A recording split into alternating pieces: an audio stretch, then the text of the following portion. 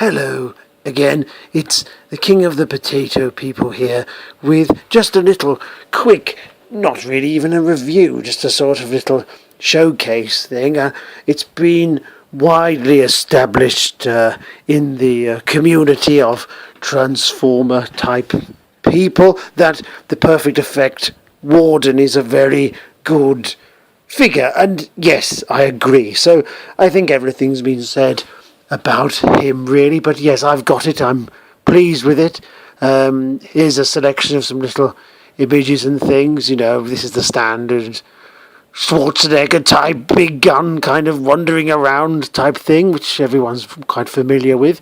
This is his weird little mobile tanky thing, which is I actually quite like. It's quite fun, and you get the little spiky type man driving in the front. It's quite enjoyable. I think you could probably put him on the silver bit at the back, and that would actually be quite fun if you wanted to. I haven't done that yet. One thing I will say about it, which I don't think anyone's really mentioned, is it's very well made, but if you transform him a few times, you'll notice that there's quite a bit of paint rubbing here and there. It's nowhere to really upset you. It's not visible, and as a kind of character anyway, he would have a few nicks and things on him. But Perfect Effect, in their wisdom, decided to paint over connector points, which just seems stupid to me, really. But well, I say stupid. I seem a bit churlish, really, because they're clearly geniuses after a fashion. But yes, just to warn you, if you get it and you want to keep things pristine, it's not necessarily going to if you transform it a lot. But you know, if you don't transform it, what's the point of having it? Really, that's my view. But it doesn't detract from it being absolutely wonderful. So there you go. So it is very nice. Yes, what I wanted, the whole point of this video, and I'm rambling, was you haven't seen. Well, I haven't anyway. It may have changed by the time I've actually got round to making this and posting it. You don't see many people with the review showing what the actual head looks like attached to the G1 Fortress Maximus figure, which I've done here. I've got some pictures of it, so I think it looks rather good.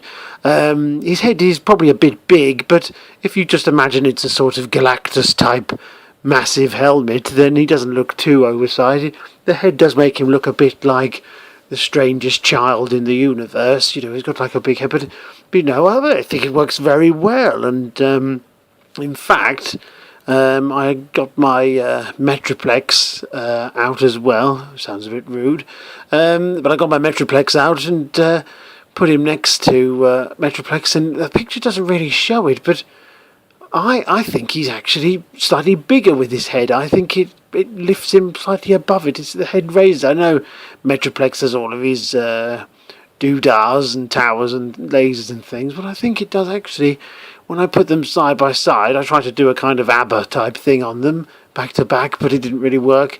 I think with the Warden head, it actually does just edge him over slightly. At least it does, I think, on eye line. But this picture doesn't show it. I just couldn't get the camera to really reflect it. But I don't know. It could be my poor old addled potato eyes, you know, misjudging it. But he looks bigger to me in hand, you know, or in hands. A bit too big to carry around in your hands, really. And I also I thought it might be quite amusing. We've got a sort of Zaphod Beeblebrox type Fortress Maximus here, so you can compare. The original G1 head is significantly smaller than the Warden head, and I don't think I took a picture of it as well, but the little tank thing can transform, slots very neatly into Fortress Maximus's back. So if you want to display Fortress Maximus with the Warden head instead of the G1 head, then it works very well. It works very well. But it does make him a bit of a big head. But I suppose if I had all those guns and things and all that power, maybe I would be a big head too. You know, so maybe it's fitting after all. But that's about it for me, really. I just thought you might like to see that, and Just to reiterate, Warden's a very good figure. Keep an eye on the paint rubbing. You won't be able to stop it. I'm very careful. I'm very careful with my toys, but you can't stop this one. There's no way.